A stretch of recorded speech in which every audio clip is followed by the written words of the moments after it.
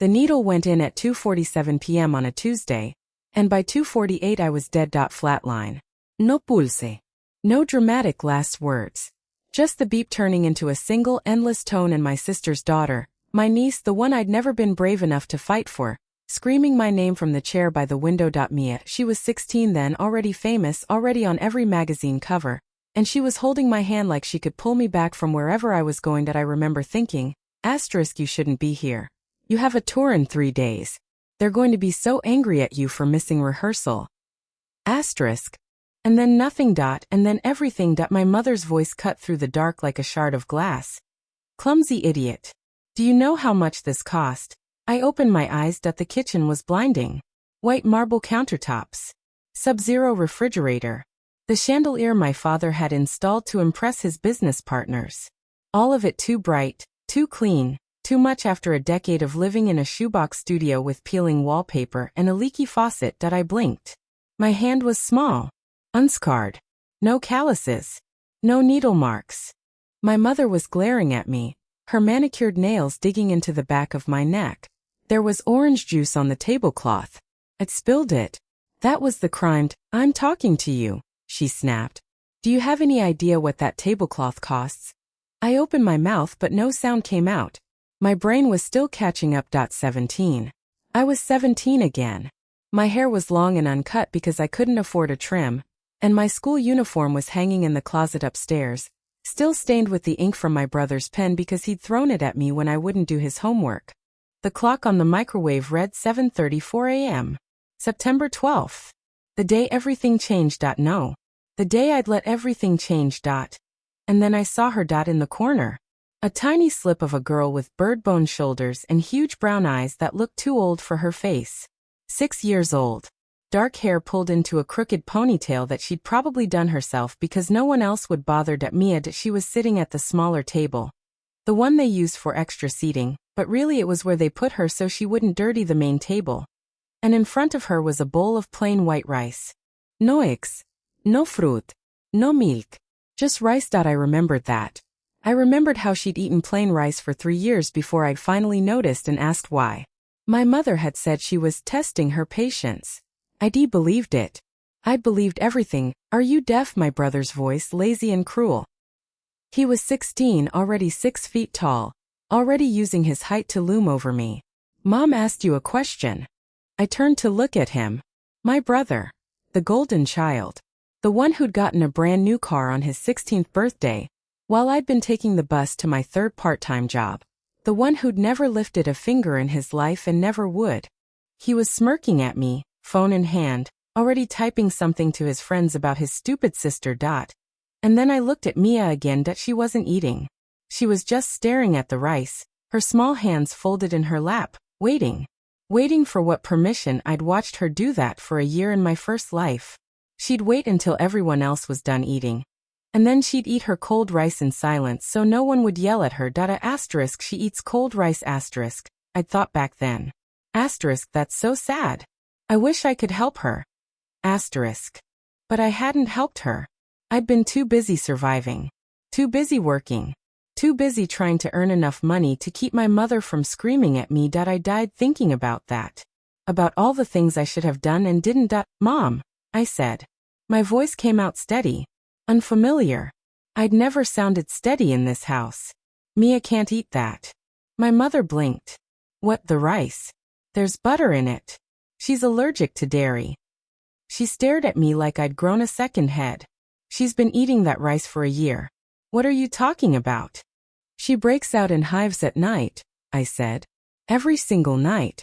You just don't notice because you don't check on her. The silence in the kitchen was sudden and suffocating. My father's newspaper rustled, but he didn't look up. He never looked up. My brother laughed. Oh my God, listen to you. You're actually trying to pretend you care about her now, the girl who can't even get into a real college. I walked across the kitchen. 7 steps. I counted them.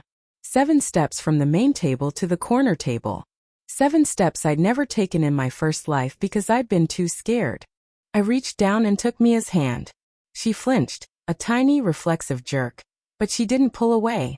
Her skin was cold. She was always cold.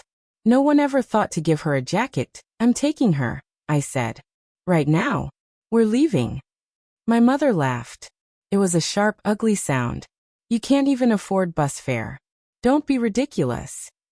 I have $37 in my savings account, I said. It's not much, but it's enough for a room for one night. I'll find a job. I'll figure it out. A job? My brother was practically wheezing. You're 17. You don't have a degree. You don't have anything. You're going to end up homeless, and she's going to end up in foster care. Is that what you want? I looked at him. At his smirking face. At the phone he was still holding. The one I'd bought with 3 months of my restaurant tips. You're going to lose your scholarship. I said that. He stopped laughing. What? Your advanced coursework? The computer science program. You're going to fail out next year because you're not actually smart. You just cheat off your friends, and they're going to get caught too. I know you're thinking about dropping out after that. You're going to tell mom it's too stressful. But really, you're just going to lie on the couch for 3 years and play video games until she gets sick of you and cuts you off. His face went pale. I'd never seen him pale before. How do you? Because I know you, I said. Better than you know yourself. My mother grabbed my arm. Her nails dug in hard enough to draw blood. You're not taking her anywhere. She's our responsibility. We took her in after your sister died and we starved her, I said. You starved her. You ignored her. You called her the orphan to her face, and you let your son do the same thing. She's 6 years old, and she weighs less than she did when you brought her here. I know. I've seen her medical records. She went very still. What medical records?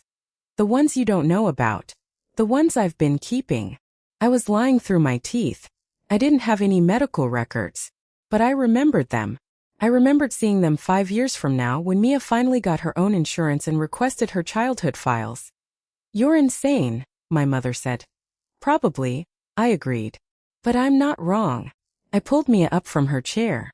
She was so light I could have carried her with one arm. I didn't.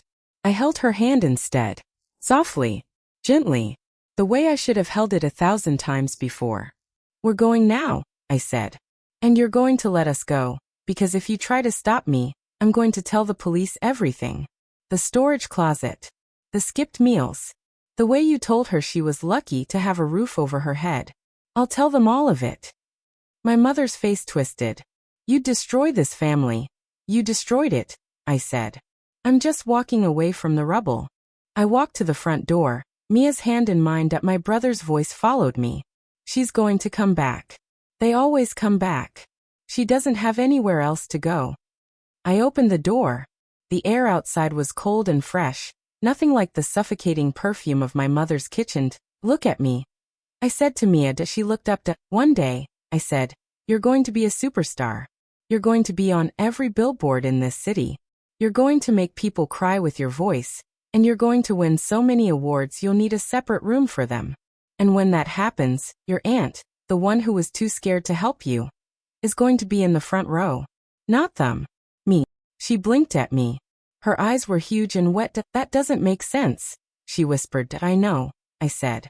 But it will. I walked her down the driveway. Past my mother's Mercedes. Past my father's BMW. Past the mailbox that had my last name on it. The one I'd never felt like I belonged to. I didn't look back. I didn't look back. Because I knew what I'd see. The house. The perfect, clean, horrible house that had stolen 17 years of my life, and was trying to steal 6 more. And I knew, too, that in 6 years, Mia would be on stage at the National Music Awards, and my mother would be crying on the news, telling the reporters about our family's little star, and how we always knew she was special. They wouldn't mention the storage closet. They wouldn't mention the rice.id. Make sure of that. Where are we going? Mia asked. Her voice was small, scared, but there was something underneath it. Something that hadn't been there before. Hoped. I squeezed her hand. Away, I said. We're going away. And we're never coming back. She was quiet for a long moment. Are you going to leave me? She asked. I stopped walking. I knelt down in front of her, right there on the sidewalk, my knees pressing into the concrete, and I took both of her tiny hands in mine. Never, I said. I'm never going to leave you. Do you understand? You're stuck with me. Forever. She stared at me. I could see the gears turning in her head, the calculation she'd already learned to do, trying to figure out if this was a trick. Okay, she finally said. And then, for the first time in 2 lives, she smiled. It was small. It was fragile. It was barely more than a twitch at the corner of her mouth. But it was real. And I realized, in that moment, what I was actually fighting for. It wasn't revenge. It wasn't vindication. It wasn't even the satisfaction of proving my family wrong. It was this. A 6-year-old girl who'd never had anyone choose her. I was going to choose her. Every single time. Come on, I said, standing up. Let's go figure out how to be a family. She took my hand, and we walked. And behind us, the house sat quiet. The house where my mother was already calling her friends to tell them about her ungrateful daughter. The house where my father was already back in his study, pretending he'd never had children at all. The house where I'd died at 27. Alone and unloved. I didn't look back. I never would. Because ahead of me was a girl with a voice like honey and a future so bright it would blind everyone who'd ever looked away, and I was going to make sure she got there. The shelter smelled like bleach and desperation. I'd forgotten that. Or maybe I'd chosen to forget, the way you choose to forget the taste of medicine you had to swallow as a child. The cots were lined up in rows like soldiers, each one separated by a flimsy curtain that didn't block sound or sight or the quiet sobbing of the woman 2 beds over who'd lost her kids to the system. Mia hadn't let go of my hand since we walked through the door. She was pressed against my side now, her small body rigid, her eyes darting around the room like she expected someone to jump out and grab her. I didn't blame her. In her short life, that's exactly what had happened every time she'd been taken somewhere new. Hey, I whispered, shifting so I could look at her face. I'm right here. Okay, I'm not going anywhere. She nodded, but her grip didn't loosen. The intake worker was a tired woman with gray-streaked hair and kind eyes that had seen too much.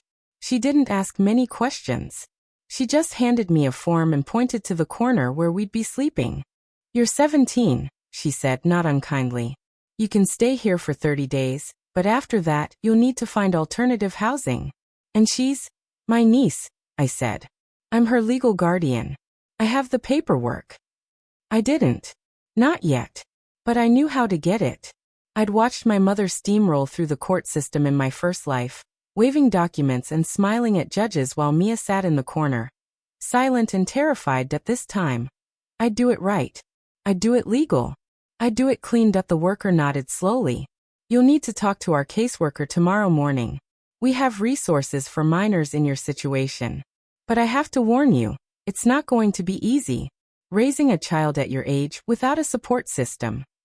I know, I said. I've done harder things. She didn't argue. She'd probably heard that 100 times from teenagers who thought they knew what they were getting into. Mia and I settled onto our cot. It was narrow, barely wide enough for both of us, but I didn't care. I wrapped my arm around her and pulled her close, and she didn't fight it. You okay? I asked. Where's your mom? She whispered back. Not here, I said. She's never going to be here again. Because you yelled at her. I almost laughed. Yeah. Yelled at her. I'm sorry you had to see that. She was quiet for a moment. Then, no one's ever yelled at her before. That hit me harder than I expected. Because she was right. No one had ever yelled at my mother. Not my father. Not my brother. Not the neighbors or the teachers or the relatives who came for Christmas dinner and praised her perfect house and perfect family. Everyone had seen what was happening to Mia. Everyone had looked away. Did she yell at you? I asked. My mom. Did she yell at you? Mia didn't answer. But she didn't need to. I held her tighter. I'm sorry, I said. I'm sorry I didn't leave sooner. I'm sorry I didn't take you the first time I saw you eating plain rice. I'm sorry for all of it. You're being weird, she said. I know, I said. I'm going to be weird for a while. You'll get used to it.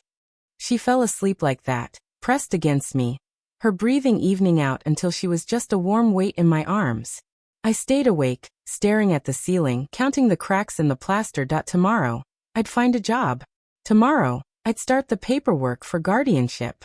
Tomorrow, I'd figure out how to get Mia into a decent school and start the long, slow process of building something from nothing. But tonight, I just held her and remembered the other timeline. In the other timeline, I'd left her here. I'd stayed at the shelter for 2 days. then gone back home because my mother had called and said she'd forgiven me, and I was too scared and too tired to fight.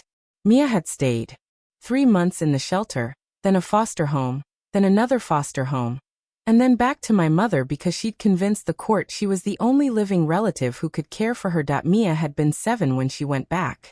7, and already knowing that no one would ever choose her.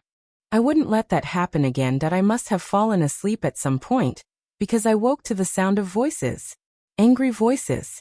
Familiar voices. My mother. She was standing at the front desk, her voice carrying across the dormitory like a siren. My daughter is a minor. She's unstable. She stole my niece and ran away. I need to see her right now. I sat up so fast I almost knocked Mia off the cot. She stirred, blinking, her eyes unfocused. Stay here, I whispered. Don't move. Don't make a sound. I slipped out from under the blanket and walked toward the desk. My mother saw me coming, and her face twisted into something that was supposed to be relief, but looked more like triumph. There you are, she said. Get your things. You're coming home. Absolutely not. I said that the intake worker from last night was there, looking uncomfortable. Miss, your mother says you left without permission. We have to verify. I didn't leave without permission, I said. I left because she was abusing my niece. I have a right to report that. I have a right to protect her. My mother laughed. Abusing? You think I'm abusing her? I gave her a home. I fed her. Ikloled her. What more do you want? You locked her in a closet, I said. You fed her plain rice while everyone else ate steak. You called her the orphan to her face, and you told her she was lucky to have a roof over her head. Is that what you call giving her a home? The worker's eyes widened. She looked at my mother, then at me. That's a serious accusation, she said. It's not an accusation, I said. It's the truth. And I have witnesses. Teachers who saw the bruises. Neighbors who heard her crying at night. The school counselor who reported the neglect twice and was told to mind her own business. I didn't have witnesses. Not yet. But I knew where to find them. I'd seen the files in the future. I knew every name, every date, every report that had been filed and ignored. My mother's face went pale. You're lying. I'm not, I said. And if you try to take her back, I'll file a formal complaint with CPS. I'll take it to the police. I'll take it to the media. I'll make sure everyone knows exactly what kind of home you gave her. The worker stepped between us. Ma'am, I'm going to have to ask you to leave. You can't do that, my mother sputtered. She's my daughter. She's a minor. She can't just. She's 17, the worker said firmly. In this state, 17-year-olds can petition for emancipation. And if what her daughter is saying is true, we have a duty to investigate. You need to leave. My mother stared at her, mouth open. For a moment, I thought she'd keep fighting. Then she turned to me, her eyes cold and hard. You think you can do this, she said. You think you can walk away and start your own little life. But you have no money, no education, no future. You're going to end up on the street. And when you do, don't come crying to me. I won't, I said. I'd rather be on the street than in your house. She left. She actually left. The door slammed behind her, and the room went quiet, and I stood there shaking. Are you okay? The worker asked. I nodded. I need to file a report, I said. For my niece. I need to get legal custody. She studied me for a long moment. You're very young to be taking all this on. I know, I said. But I've got a lot of practice being young and taking things on. She smiled. It was a small, tired smile, but it was genuine. Come to my office in an hour. I'll start the paperwork. And your niece, she can stay here as long as she needs to. We have resources for children in her situation. Thank you, I said. Thank you so much. I walked back to the cot. Mia was sitting up now, her knees pulled to her chest, her eyes wide. Is she gone? She asked. She's gone, I said. She was scary. I know, I said. But she can't hurt you anymore. Promise. I'll make sure of it. She stared at me. Why are you doing this? I knelt down in front of her. Because you deserve someone who fights for you. And I'm going to be that person. She was quiet for a long time. Then softly she said, My mom used to fight for me. I know, I said, before she died. She used to sing to me. She said my voice was like hers. I smiled. She was right. You have a beautiful voice. How do you know you've never heard me sing? Just a feeling, I said. Call it a very, very strong feeling. She didn't smile, but she reached out and took my hand. You're still being weird, she said. That I know, I said. But you'll get used to it. I stayed with her until she fell asleep again. And then I went to the intake worker's office and started the long, slow process of becoming the person Mia needed me to be. The paperwork was overwhelming. The interviews were exhausting. But every time I wanted to give up, I looked at Mia's sleeping face and remembered the other timeline that she'd been on stage at 16. She'd been famous, rich, adored by millions. She'd also been alone. Her family had taken her money, used her name, and then disappeared when she stopped being useful. She'd had no one, just a voice and a lifetime of scars. At this time, I'd give her a home, not a stage, not a fortune, a home. And I'd make sure she knew, every single day, that she was loved. That was the plan. That was the only plan that mattered. That I just had to survive long enough to make it happen. The diner smelled like grease and coffee, and the particular kind of desperation that only came from a 4 a.m. shift that I'd been working there for 3 weeks. 3 weeks of washing dishes until my hands cracked, of serving tables until my feet blistered, of smiling at customers who looked right through me like I was part of the furniture. Linda, the owner, had given me the job after I'd walked in and asked for anything at all. And she'd taken one look at my too thin frame and my too old eyes and said, "You're running from something, aren't you?" Something, I'd agreed. And someone. She'd nodded like she understood. And then she'd put me on dish duty and told me to show up at 5 a.m. the next morning. That I showed up at 4:30. I showed up early every day, because I needed the money and I needed Linda to see that I was reliable, and I needed Mia to have a roof over her head that wasn't a shelter cot. That the shelter had let us stay for the full 30 days. I'd filed the guardianship paperwork. I'd submitted the report to CPS. I'd sat through interviews with caseworkers and social workers, and a judge who'd looked at me like I was a child playing dress-up. "You understand the responsibility you're taking on?" he'd asked. "I understand it better than you think." I'd said that he'd granted me temporary custody.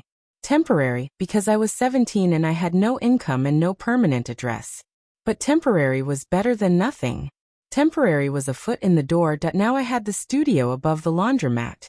It was small, tiny. A single room with a hot plate and a bathroom so narrow I could touch both walls at once.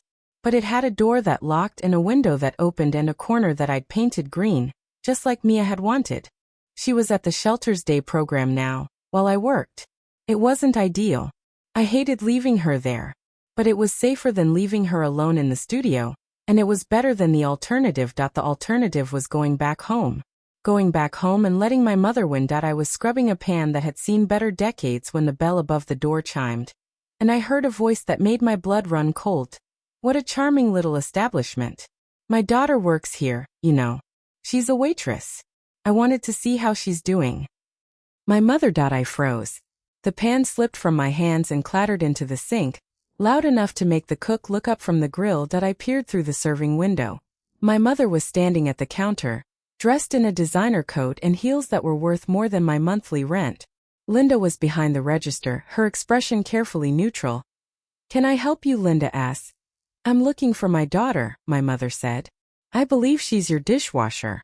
The skinny one. The one who ran away from home." "She's not a runaway," Linda said flatly. "She's an employee. And she's busy." I stepped out from the kitchen before Linda could say anything else. My mother's eyes lit up when she saw me. A gleam of something that wasn't quite triumphed. "There you are," she said. "I've been looking for you." "You found me," I said. "Now leave." "I'm not leaving until you come home. Your father is worried sick. Your brother is devastated. The whole family is falling apart without you." I laughed. I actually laughed, loud and bitter, and the few customers in the diner looked up from their plates. "Devastated? He's probably celebrating. He's got my old room now, doesn't he, and my closet. And my desk. He's been eyeing all of it since he was 14. My mother's face tightened. "You're being dramatic. We love you. We always loved you. You loved what I could do for you," I said. "You loved my paychecks. You loved the free childcare. You loved having someone to blame when things went wrong. You never loved me. The words hung in the air. I could see the customers staring, the cook peeking through the window, Linda crossing her arms with a frown. You're embarrassing yourself, my mother said that. I'm not the one who walked into a diner at noon to harass a 17-year-old. I said. You're embarrassing yourself. And you're embarrassing me. So leave. Now. Before I call the police. You wouldn't. Try me. She didn't move. She just stood there, frozen, her mouth opening and closing like a fish dot. And then I saw it. The thing I'd been waiting for. She pulled out her phone and held it up. I have pictures, she said. Pictures of you out late at night. Pictures of you with boys. Pictures of you drinking. If you don't come home, I'll send them to your school. I'll send them to the shelter. I'll send them to the judge handling your custody case. My heart stopped. I don't have pictures like that, I said. Because I don't do any of those things. Does it matter? My mother asked. I can say I do. I can show them to anyone. And who are they going to believe me? The upstanding mother with the good job and the perfect house, or you? The runaway who abandoned her family to live in a studio above a laundromat? I stared at her. In my first life, she'd done something similar. She'd threatened to destroy my reputation, to ruin my chances at college, to make sure no one would ever take me seriously. And I'd caved. I'd gone back. Été lit heroin. But I wasn't 17 anymore. I was 27. I knew how the world worked. I knew that a threat was just a threat until it was carried out. And I knew that my mother had never been brave enough to do the things she promised. Go ahead, I said. Send them. I'll post a video response. I'll tell everyone exactly what you did to Mia. I'll tell them about the storage closet. I'll tell them about the plain rice. I'll tell them about the time you locked her in the bathroom for 4 hours because she wet the bed. My mother's eyes flickered. You wouldn't. Try me, I said again. I'm not afraid of you anymore. You took that fear out of me the day I watched you yell at a 6-year-old for crying. I'm done being scared. I'm done being your punching bag. I'm done. She shoved her phone back into her purse. This isn't over. You're still a minor. You still belong to me. I'm emancipated, I said. The judge approved it last week. I'm legally independent. You can't touch me and you can't touch her. So go home. Go back to your perfect house and your perfect husband and your perfect son. And when you're alone at night, remember that you had a daughter who chose to be homeless rather than live with you. She left. The door slammed behind her, and the whole diner went quiet. Linda walked over to me. That was your mother. That was my mother. You handled that well, she said. Better than most adults I know. Practice, I said. I've had a lot of practice. She studied me for a moment. You're going to need a second job. The rent on that studio isn't cheap, and the shelter's day program won't last forever. I know, I said. I'm working on it. I might know someone, she said. A friend of mine owns a talent agency. Small. Local. He's always looking for office help. It's not glamorous, but it pays better than dishwashing. I stared at her. A talent agency. An actual talent agency. The same talent agency that, in my first life, had rejected me as demo tape 3 times before she finally got a meeting with a major label.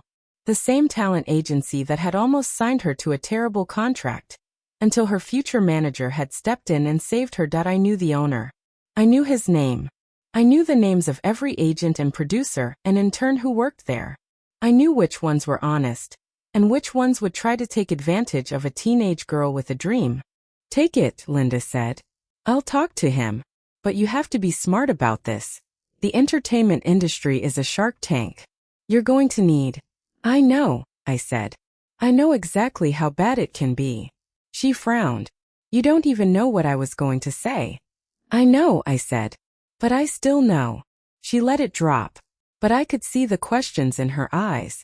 The same questions everyone had been asking since I walked out of my mother's house 3 weeks ago. How did I know so much? How was I so calm? How could a 17-year-old be so steady?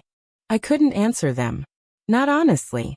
Not without sounding insane. So I just smiled and said thank you and went back to washing dishes. That night, when I got home, Mia was waiting for me.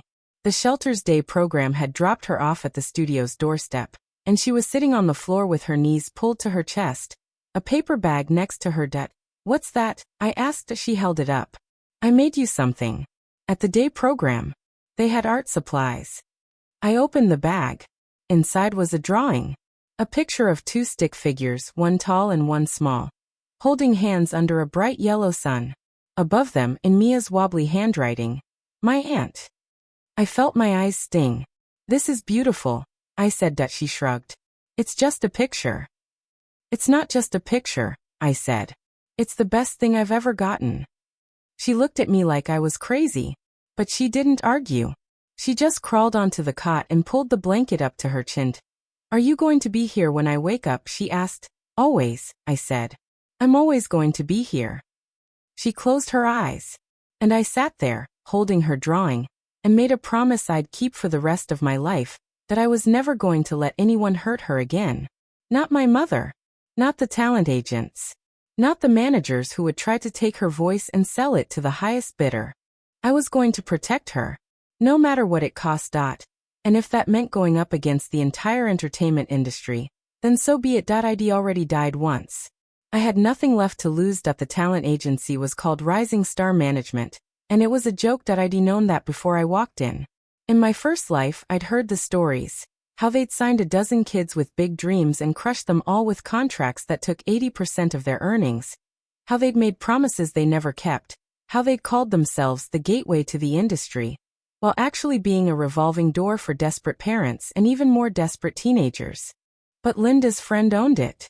And Linda had gotten me an interview. So here I was, standing in a lobby that smelled like stale coffee and regret, staring at a receptionist who looked like she'd rather be anywhere else. Name? She asked without looking up. L, I said. I'm here to see Mr. Warren. She typed something into her computer. He's busy. Have a seat. I sat. The chairs were plastic and cracked, the magazines on the coffee table at least 3 years old, the fluorescent lights buzzing overhead like a dying insect. I knew this place. I knew every corner of it. I'd sat in this exact lobby 6 years from now, waiting for the meeting that would change Mia's life. Only then, I'd been a stranger, just a distant aunt who'd shown up because I'd heard my niece was about to sign a deal that would ruin her. In that timeline, I'd been too late. The contract was already signed. The damage was already done. Not this time. 20 minutes passed. 30. The receptionist didn't look up. I didn't move. I just sat there, cataloging everything I remembered. The office doors. The security cameras. The back exit that led to an alley where I'd seen at least 3 agents smoking cigarettes and complaining about their clients. Mr. Warren will see you now. I stood up and walked toward the door she'd pointed at. It opened before I could knock. Warren was a balding man in his 50s with a face that had been handsome once and a smile that had been charming once. Now he just looked tired and hungry, like a shark that had forgotten how to hunt. So, he said, leaning back in his chair. Linda's friend. The runaway. Not a runaway, I said. An emancipated minor. There's a difference. Sure there is. He waved me into the seat across from his desk. Linda says you're smart. Hardworking. Said you need a job and you're not afraid of the entertainment industry. I'm not afraid of much, I said. He laughed. That's either very brave or very stupid. Probably both. I sat down. His office was cluttered. Papers everywhere, a half-empty coffee mug on the corner, a framed photo of a blonde woman I didn't recognize on the wall. I'd met his wife in the other timeline. She divorced him 2 years from now, after the lawsuit started. So what can you do? He asked. Answer phones, file paperwork, get coffee. All of the above, I said. But I can also do more. Like what? I leaned forward. Like tell you that you have a problem. A big one. Your head agent, Mark, has been skimming from client accounts for the past 6 months. He's been using a shell company to hide it. You don't know about it yet, but you will. And when you do, it's going to tank your agency. Warren's smile froze. Excuse me? Mark's been doing it since January, I said. He started small, a few hundred here, a few thousand there. But he's gotten greedy. Last month he took $15,000 from a client's royalty account. The client hasn't noticed yet, but they will. He stared at me. How do you know this? I just do, I said. Check your records. Look at the accounts Mark handles. You'll find it. He didn't move for a long moment. Then he reached for his phone and typed something, his face carefully neutral. Stay here, he said. Don't move. He left the office. I heard him talking to someone in the hallway. His voice low and urgent. I sat back and waited. In my first life, Mark's theft had been discovered 2 years from now. It had caused a scandal. The agency had almost collapsed. Warren had barely survived. And only because he'd thrown Mark under the bus and publicly sworn to reform. But in that timeline, Mia had already signed the terrible contract. She'd already been trapped at this time. I was giving Warren something he couldn't ignore. A reason to trust me. A reason to listen. He came back 20 minutes later, his face paled. You were right, he said. How did you know? Let's just say I have a good memory, I said. And I pay attention. He sat down heavily. Mark's been with me for 10 years. I trusted him. I know, I said.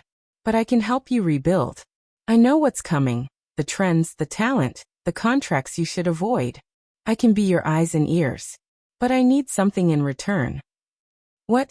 Your ear, I said. When I bring you talent, you listen. You don't dismiss.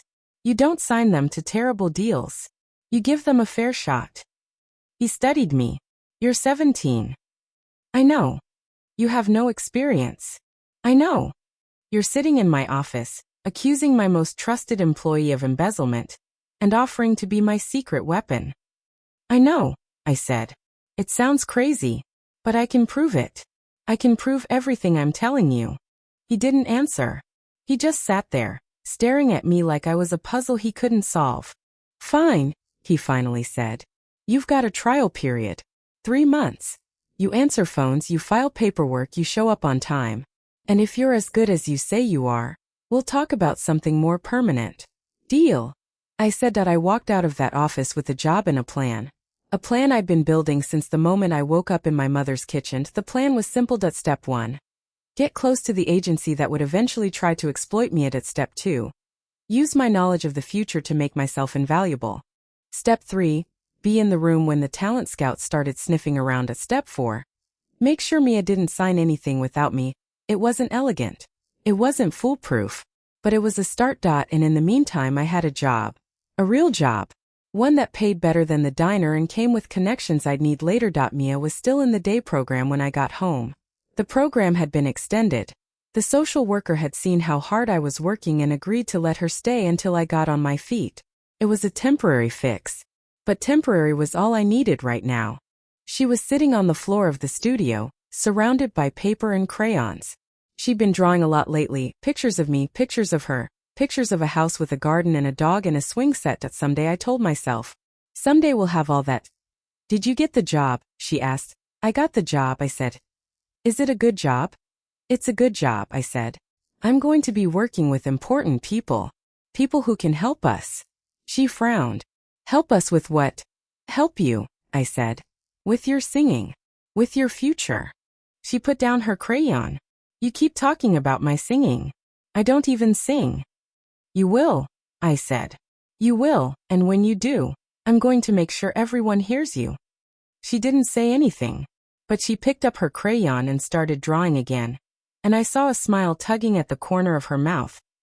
It was a start. The first month at Rising Star was chaos. Warren had fired Mark within a week, just like I'd told him to. The fallout was immediate. Clients panicked, agents scrambled, and the whole office went into damage control mode. I kept my head down, answered phones, filed paperwork, and listened. I listened to everything. The phone calls.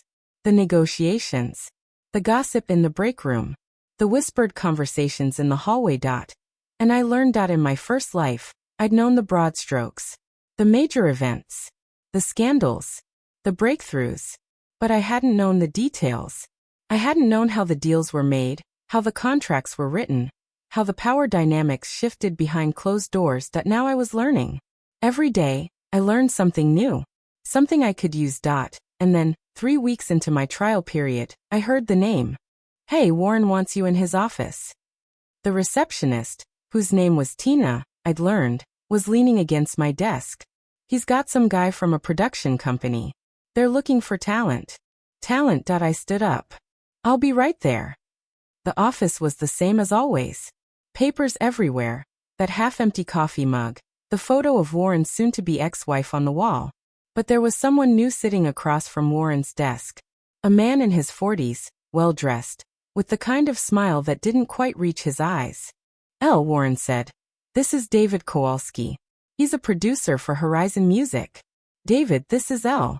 She's been with us for a few weeks, but she's already one of my best people. I nodded. Nice to meet you. Likewise. David sized me up. Warren tells me you have a good ear, that you know talent when you see it. I like to think so. I said, good, because I need talent. We're launching a new initiative, Young Artists, Raw Voices, Undiscovered Gems. We're looking for kids between 8 and 12. Auditions start next month. I felt my heart start to race. 8 and 12. Mia was 6. Too young for this particular initiative. But I also knew that Horizon Music was the label that had signed Mia in my first life. They'd given her a terrible contract, worked her to exhaustion, and dropped her the moment her voice changed. Tell me more. I said that David launched into a spiel about the initiative, the big promises, the opportunity of a lifetime, the way they'd nurture young talent and guide them toward stardom. I listened. I smiled. I nodded. And I remembered that in my first life, Mia had signed with Horizon at 13. They'd promised her the world. Then they'd locked her into a contract that gave them ownership of her voice, her image, her name. They'd made millions off her while she'd barely seen a fraction of it. By the time she was 16, she'd been exhausted, depressed, broken. She kept performing because she didn't know how to stop. ID died before I could see her get out of that contract. But I knew she would. I knew she'd find a way. This time I was going to make sure she never signed it in the first place. Sounds promising, I said. Can I see the contract? David blinked. Excuse me. The contract, I said. The one you're giving to the young artists. I want to see it. Warren shot me a look. Just curious, I said. I want to understand what we're getting into. David laughed. You're a smart one, aren't you? I try. He pulled a folder out of his briefcase and slid it across the desk. Here. Knock yourself out. But I should warn you, it's standard. Nothing you haven't seen before. I opened the folder and started reading. It was exactly what I'd expected. A standard exclusivity clause. A standard royalty split. A standard option to renew. Standard for a major label. Which meant it was a nightmare. I flipped through the pages. Looked at the fine print. The arbitration clause. The non-compete. The clause that gave the label rights to any and all material produced during the term. Even after the contract ended. We'd need to negotiate some of this. I said. Excuse me. Some of this language. It's too broad. It gives you too much control over the artist's career. David laughed again. You're kidding. Right, this is the same contract we use for all our artists. Adults. Professionals. No one's ever complained. Then they weren't paying attention, I said. Warren was staring at me like I'd grown a second head. I think you've made your point. No, she hasn't. David was looking at me differently now. With interest. Go on. What specifically do you have a problem with? I pointed to the page. This exclusivity clause. It locks the artist into your label for 3 years, with a renewal option that you control. That's not a partnership. That's a lease. That's standard. Standard doesn't mean fair. I turned to another page. And this royalty split. 70-30 in your favor. For a young artist, a first-time artist, that's egregious. It's business. It's exploitation, I said. And I'm not going to let any artist I represent sign a contract like this. Not without significant changes. Warren was pale. David was smiling. You're a piece of work, you know that, David said. How old are you? 18, 19? 17. I said. And you're sitting here, telling me you know more about contracts than people who've been in this industry for decades. I'm telling you I know what's fair, I said. And this isn't it. He stood up. Warren, I'll be in touch. But I want to talk to this girl again. She's got guts. That's rare in this business. He left. The door closed behind him. Warren stared at me. What the hell was that? Negotiation. I said. You almost cost me a client. I saved you from a bad deal. I said. You want your agency to be known for fair contracts for treating artists. Well, that's how you build a reputation. That's how you attract real talent. He opened his mouth, closed it, opened it again. You're insane, he finally said. Probably, I said. But I'm also right. And you know it. He didn't fire me. He didn't even yell at me. He just told me to get back to work and pretended the conversation had never happened. But I knew something had shifted. Y de plantarse. And seeds, given enough time, would grow. The next few weeks were a blur. I worked double shifts at Rising Star. I still washed dishes at the diner on weekends. I spent every spare minute studying the industry, memorizing names, faces, deals, scandals. I built a mental map of the future, a reference guide to the next decade. And I kept looking for opportunities, for talent, for the artists who would become stars. Because I wasn't just going to protect Mia. I was going to build something. Something that would make sure she never had to struggle the way she had in her first life. I was going to build a career, a reputation, a network. And then when Mia was ready, I was going to launch her into the world. But first, I had to survive. I had to survive my mother's calls, her lawyers, the social workers who kept showing up at my door with questions and concerns. I had to survive the exhaustion, the hunger, the constant, gnawing fear that I wasn't doing enough. I had to survive my own doubts. The voice in my head that told me I was crazy, that I was fooling myself, that I couldn't possibly change anything. But every time I looked at Mia, every time I saw her drawing pictures of our future or humming a tune under her breath, I knew I could. I had to. Because if I didn't, who would? Mia started singing in the shower. It was a small thing. Tiny thing. A thing I might have missed if I hadn't been listening so closely. But I heard it.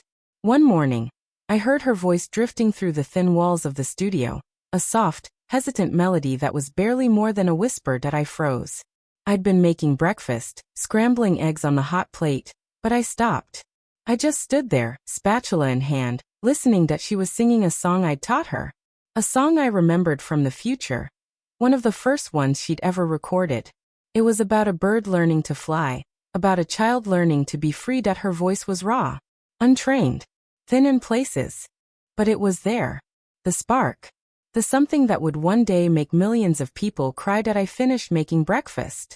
I didn't say anything about the singing. I didn't want to scare her. But I smiled. I smiled, and I thought about the future. About the stages she'd stand on. The awards she'd win. The lives she'd change with her voice. And I thought about my mother.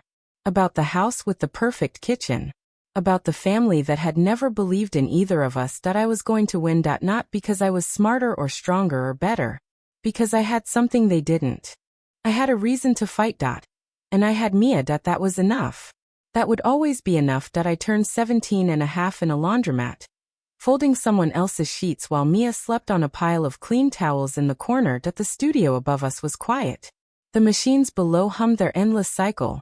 And I stood there, folding and folding and folding, counting the minutes until my shift ended, and I could go home. Home.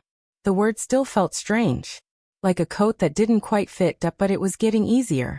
Every day, it got a little easier. The studio was still tiny, still cramped, still smelling like detergent and mildew. But it was ours. Mine and Mia's. And I was going to keep it that way. Hey.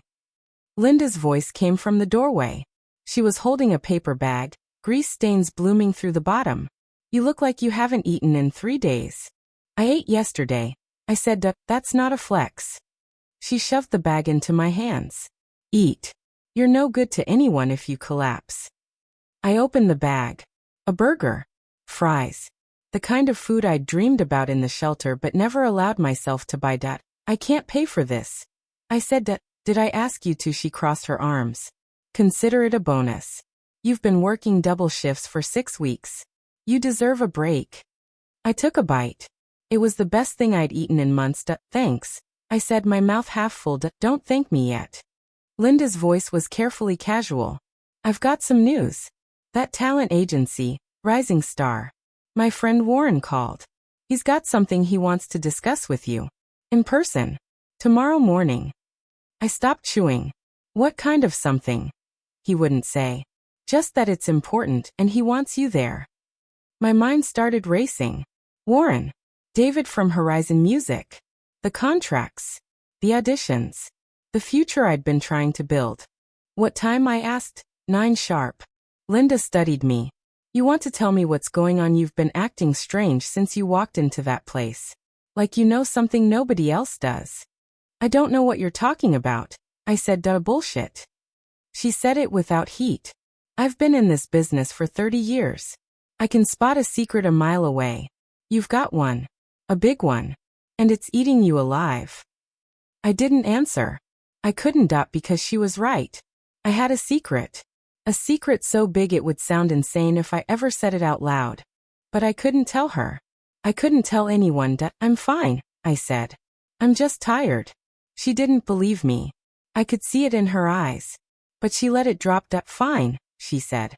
But you need to start taking care of yourself. You can't save anyone if you're dead on your feet. She left. I finished the burger, then carried Mia up to the studio and tucked her into bed. Tomorrow, I'd meet with Warren. Tomorrow, I'd find out what he wanted. Tonight, I'd sleep. For the first time in weeks, I'd actually sleep. Warren's office looked different in the morning light. The clutter was still there, the coffee mug still half full, the photo of his wife still on the wall. But something had shifted. He was sitting straighter. His eyes were sharper. He said when I walked in. Sit down. I sat. He didn't offer me coffee. That was fine. I didn't have time for pleasantries. I've been thinking about what you said, he began. About the contract. About the exclusivity clause. About everything. Good, I said. You should be thinking about it. David called me yesterday. He's interested in you. Wants to bring you on board as a consultant for the Young Artists Initiative. I blinked. What? Horizon Music is launching a new division. They're looking for someone to help them vet talent. Someone with a good ear. Someone who isn't afraid to speak their mind. Someone who isn't a pushover. I said, exactly. He leaned forward. I told him you're still in high school. That you're 17. That you're not even officially an agent yet. He didn't care. That's because he wants someone he can control, I said. Someone who's young and desperate, and will do whatever he says. Warren's smile flickered. That's one way to look at it. It's the only way to look at it. I'm not going to work for Horizon Music. Not for any amount of money. Let me ask you something. I leaned forward. Do you know why Horizon Music is launching a Young Artists Initiative? Do you know what their real goal is? To find new talent. No, I said. They want to lock in young artists before they know their own worth. They want to sign them to contracts that will keep them trapped for years. They want to own them. Completely. All their work, all their rights, all their future. Warren stared at me. How do you know this? Because I've seen it happen, I said. I've seen what they do to young artists. I've seen the contracts. I've seen the lawsuits. I've seen the broken careers. Again, he said slowly. How do you know this? I met his eyes. I'm not going to tell you that. But I'm going to tell you something else. You have a choice. You can work with Horizon Music and become part of the problem. Or you can work with me and become part of the solution. The solution to what? To everything, I said. To the exploitation. To the bad contracts. To the way this industry chews up young talent and spits them out. He was quiet for a long moment. Then he said, What do you want from me? I want you to trust me, I said. I want you to give me a chance to build something new. Something different. A talent agency that actually cares about its clients. That's what I want. And in return, I'll make you rich. I smiled. But I'm not going to do it at the expense of a 6-year-old girl. He studied me. I could see him weighing the options, calculating the risks, trying to figure out if I was insane or brilliant or both. Okay, he finally said. I'll give you a chance. But you have to prove yourself first. There's a showcase next month. Local talent. Kids who haven't been discovered yet. I want you to find me one. Just one. Someone who's actually got something special. Do that, and I'll consider your proposal. I nodded. Deal. I left his office with a mission and a date and a fire burning in my chest. 1 month. 1 showcase. 1 chance to prove that I knew what I was talking about. I already knew who I was going to find out. Her name was Lena Chan. She was 10 years old. She lived in a housing project on the other side of the city. And in my first life she'd won a national talent competition at 12, signed a major record deal, and become a star. But in that timeline she'd also been exploited, overworked, burned out by the time she was 15. She'd walked away from music entirely, and she'd never looked back. This time, I was going to find her first. I was going to give her a different path. A better one. The project was a maze of identical buildings, peeling paint, and broken elevators. I'd been there once before in my first life, when Mia had mentioned Lena in passing, and I'd looked her up out of curiosity. I knocked on door 317. A woman answered, tired, wary, a child clinging to her leg. Hi, I said. My name is Elle. I'm a talent scout. I heard about your daughter's singing, and I wanted to meet her. The woman's eyes narrowed. Who sent you? Nobody. I just heard. I know who you are, the woman said. You're that girl from the news. The one who ran away from home. The one who's been fighting her mother for custody of her niece. I froze. How do you know that? It's all over social media, she said. Your mother's been posting about you. Saying you're unstable. Saying you need help. Saying you kidnapped your niece. I felt my blood run cold. She did what? It's been all over the local news channels, the woman said. They're calling you a runaway. A danger. They're saying your niece is in danger. I stood there, stunned. I'd been so focused on work, on the future, on building something new, that I'd forgotten to check the present.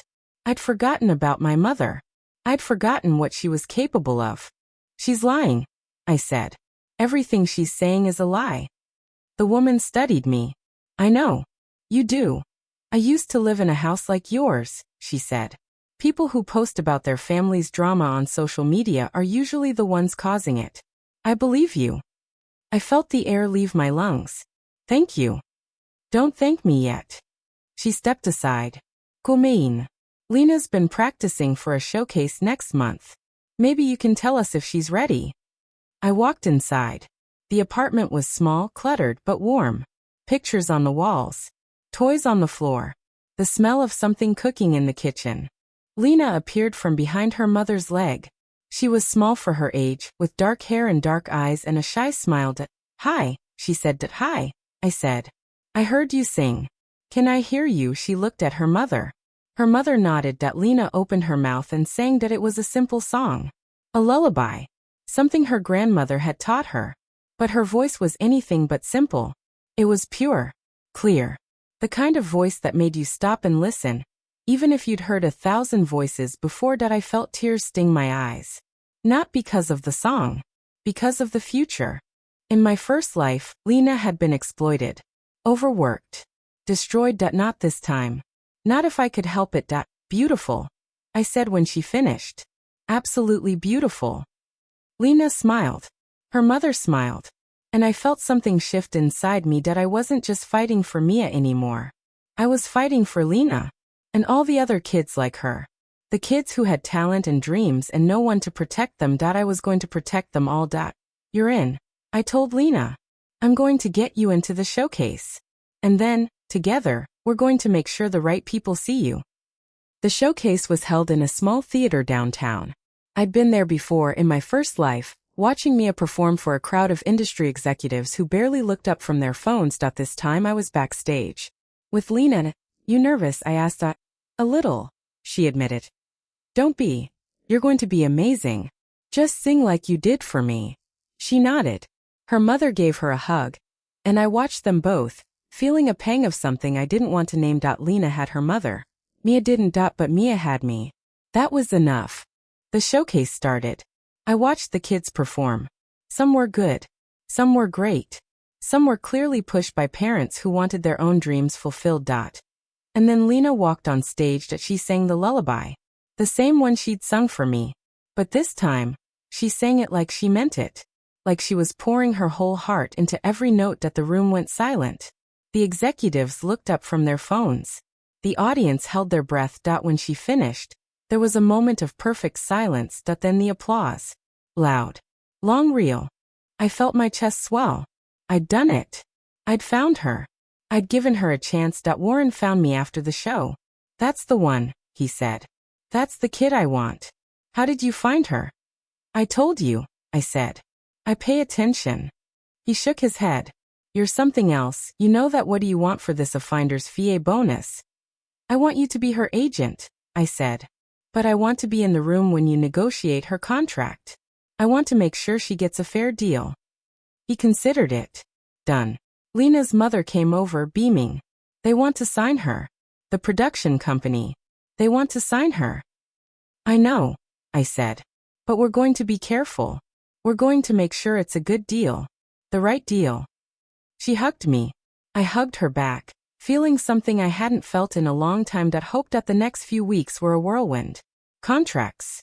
Negotiations. Meetings. I was in every one, pushing for fair terms, fighting for better splits, insisting on clauses that would protect Lena from exploitation. Warren was frustrated at first. But he saw the results. Lena signed a deal that was better than any he'd ever negotiated. And the industry noticed. You're making a name for yourself, he told me one afternoon. People are talking.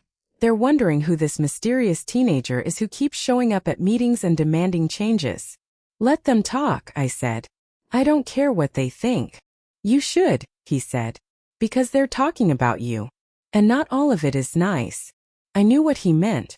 My mother's campaign against me had gotten worse. She'd started a petition to have Mia removed from my custody. She'd hired a lawyer. She'd even done a local TV interview, crying on camera about her troubled daughter and her stolen grandchild. I'd watched it and felt nothing but cold rage. But I'd also watched Mia. She'd seen the interview too. She'd seen her grandmother crying on TV, saying how much she loved her, how much she missed her. Is she telling the truth? Mia had asked. No, I'd said. She's not. Why is she doing this then? Because she wants to hurt us, I said. Because she's angry that we left. Mia had been quiet for a long moment. Then, I don't want to go back. You won't, I'd promised. I'll never let them take you. And I meant it.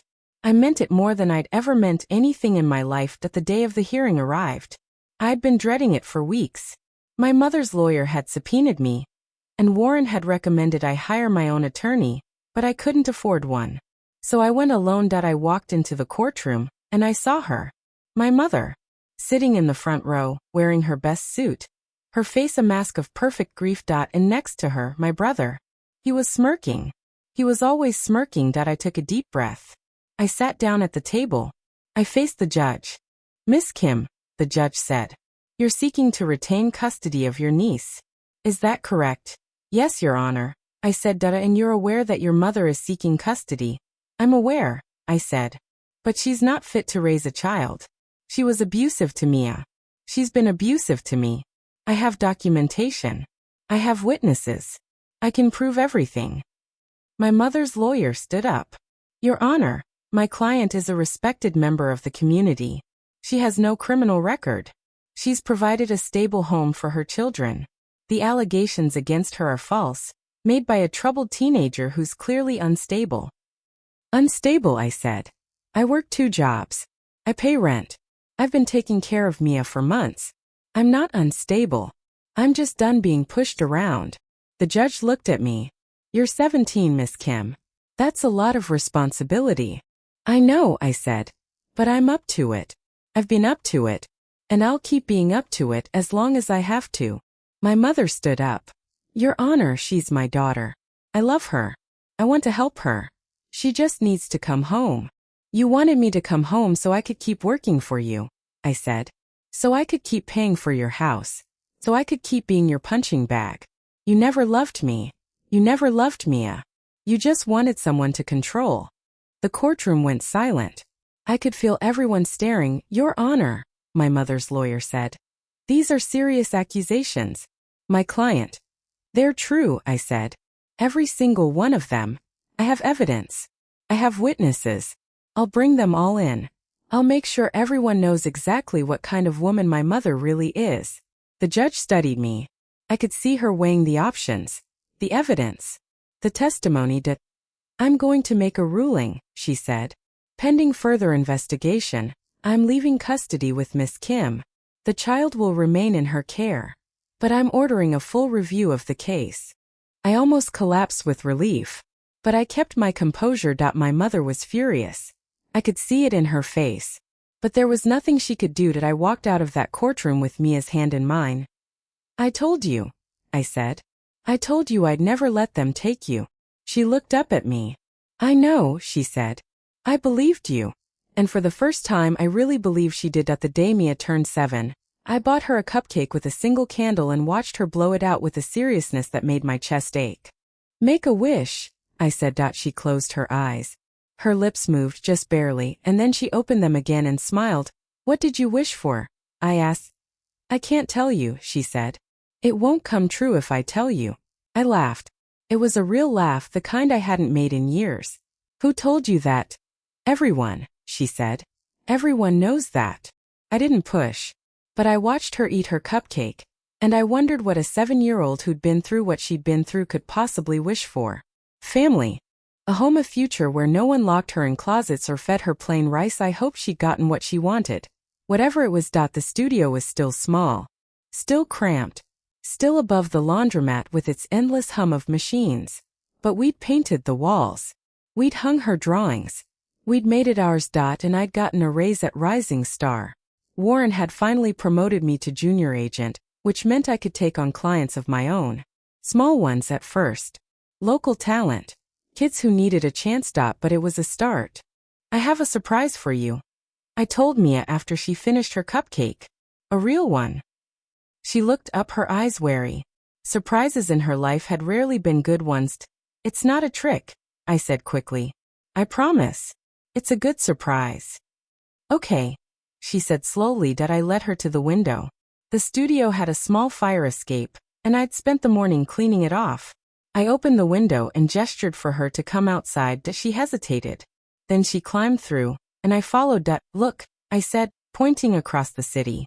In the distance, the sky was clear and the lights were starting to come on. The city sprawled out beneath us, a mess of buildings and streets and people living their lives. This is what we're building, I said. A life. A future. It's not much now, but it's going to be something. I promise. She didn't say anything.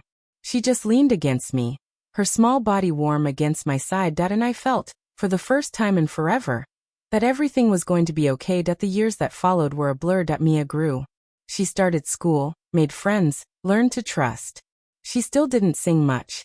Not yet, but I heard her humming sometimes, under her breath, when she thought I wasn't listening. I grew too. I finished high school early, got my GED, and threw myself into Rising Star full-time. Warren gave me more responsibility, more clients, more chances to prove myself. And I took them all, because I knew what I was building toward. Mia's voice. Her future. Her freedom.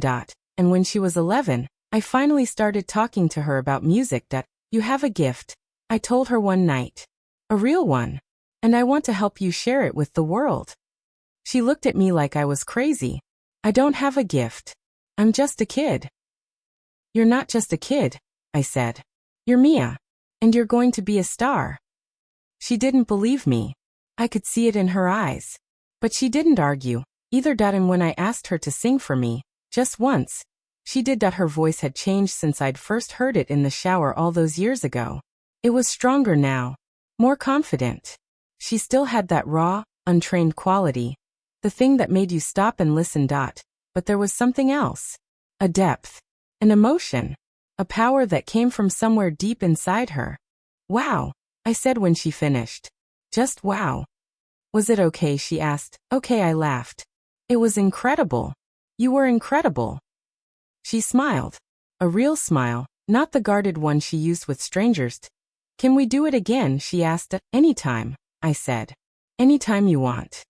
The auditions were brutal. I'd been preparing Mia for months, coaching her on songs, on stage presence, on how to handle rejection. But nothing could have prepared me for the way the industry treated young talent, the executives who looked right through her, the agents who tried to sign her to terrible contracts, the producers who wanted to mold her into something she wasn't. I turned them all down. Every single one. She's not signing anything until it's right, I told Warren. I don't care how long it takes. She's got talent, Warren said. Real talent. You're going to lose opportunities. I'm going to lose opportunities, I agreed. But I'm not going to lose her. He shook his head. You're impossible. I know. And then 6 months later, I got the call I'd been waiting for. Horizon Music was interested. Not in signing Mia to a standard contract. I'd made sure they knew that wasn't an option, but in giving her a chance. A showcase. A real showcase with real executives in a real venue. I knew what this meant. In my first life, this was the showcase that had changed everything. The one where she'd been discovered, signed, and slowly destroyed. But this time, I was in control. Are you ready? I asked Mia the night before. She was 12 now. Taller, stronger, more confident. But I could still see the little girl who'd eaten plain rice in the corner of my mother's kitchen.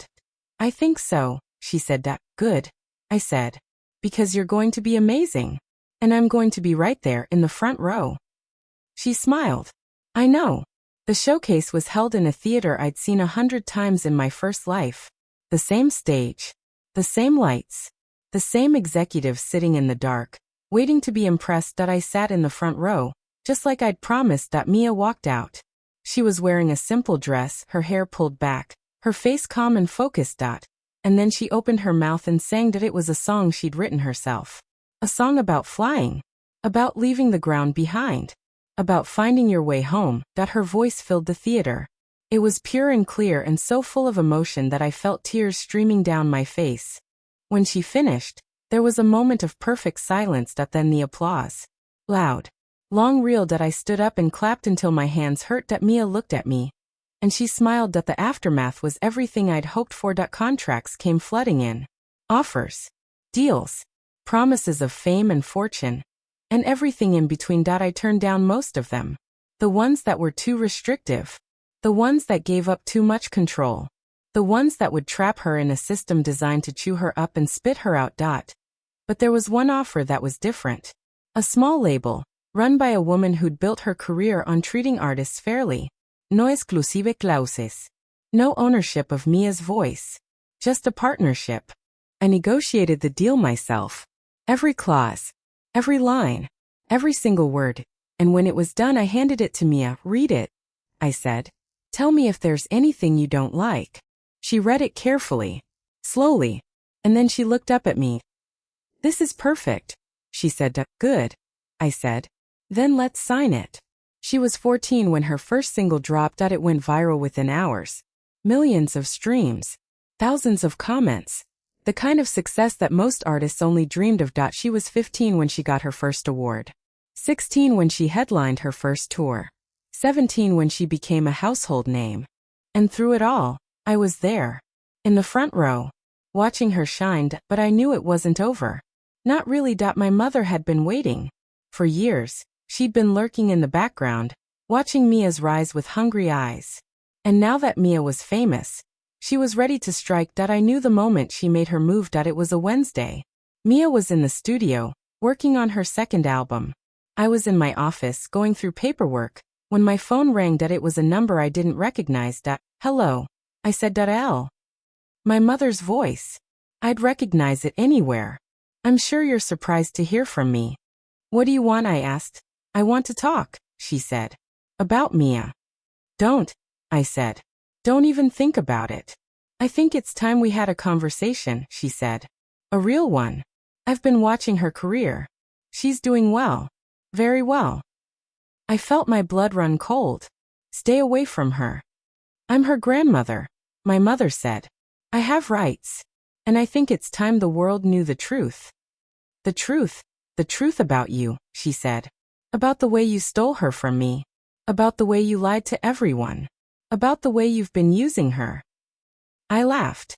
It was bitter. You're going to tell the world that I saved her from you, that I gave her a home and a future, and everything you never did. Go ahead. Tell them. I dare you. She was quiet for a moment. Then, I have evidence. Documents. Recordings. I can destroy everything you've built. No, I said. You can't. Because I have evidence too. Years of it. Everything you did to me. Everything you did to Mia. And I'll release it all if you try. You wouldn't. Try me, I said. I've been waiting for this moment for 10 years.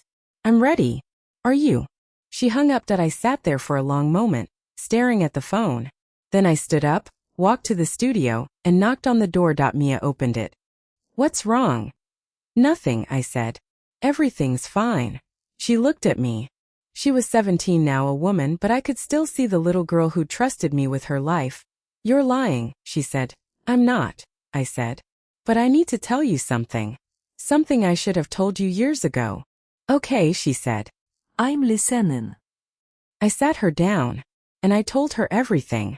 The whole truth. The other timeline. My death. My rebirth. The reason I'd fought so hard to save her. She listened in silence. When I finished, she didn't say anything for a long moment. That's impossible, she finally said. I know, I said. But it's true. Every word of it. She studied my face, looking for a lie, a mistake. Anything. You really died, she asked. I really died. And you came back. I came back. She was quiet again. Then softly. I knew something was different about you. You always seem to know things you shouldn't. Because I did, I said. Because I'd already lived it. She reached out and took my hand. Thank you, she said. For coming back. For saving me. I'd do it again, I said. 1,000 times. Every single time. And I meant it. I'd meant it since the moment I woke up in my mother's kitchen and saw her sitting there. Alone and scared and unloved. I love you, she said. It was the first time she'd ever said it. I love you, Aunt Elle. I pulled her into a hug. I love you too, I said. I've always loved you. And I'll never stop. The years that followed were bright. Mia became bigger than I'd ever imagined. More awards. More tours. More records sold than anyone had thought possible. But she never forgot where she came from. She never forgot the plain rice. The storage closet. The little girl who'd learned to stop crying because no one was listening. She used her voice for more than just music. She started a foundation. She spoke out about child abuse. She used her platform to help kids like herself. And I was there. Always there. In the front row. Watching her shine. My mother tried to come back into our lives a few times. But I shut her down every single time. I'd made sure the documents were public. The recordings. The evidence. She didn't have a leg to stand on. And eventually, she stopped trying. We bought a house. A real one. With a garden and a swing set and a room for Mia to write her music. It was everything we'd ever dreamed of. And on Mia's 18th birthday, she gave me a gift. It was a framed picture. A drawing. 2 stick figures, one tall and one small, holding hands under a bright yellow sun. Above them, in Mia's now-grown handwriting. My aunt. Remember this, she asked. How could I forget, I said. It's the first thing you ever gave me. I'm giving it to you again, she said. To remind you. Of everything. Of all of it. I hugged her. And I cried. Because I'd done it. I'd saved her. I'd protected her. I'd given her the future she deserved. And in the end, that was all that mattered. She wasn't just a star. She was a person. A good person.